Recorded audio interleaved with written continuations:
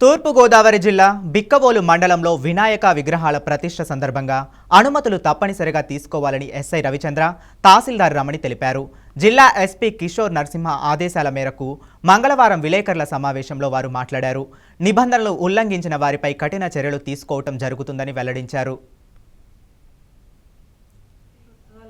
అంటే విగ్రహ ప్రతిష్ఠ, ఉత్సవ నిర్వహణ, విగ్రహ నిమజ్జనం మొదలైన అనుమతులు పొందడానికి గాను మండల కార్యాలయంలో control single window scheme cell ఏర్పాటు చేయమైంది.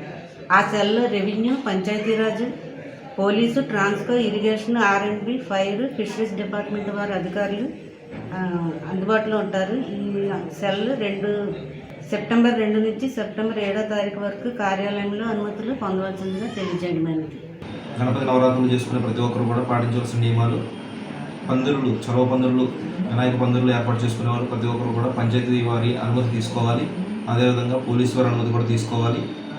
తర్వాత పందిరులు, వినాయక పందిరులు వేసుకునే వాళ్ళు ఎటువంటి అసాంఘిక కార్యక్రమాలు చేయకుండా రాత్రి 10 గంటల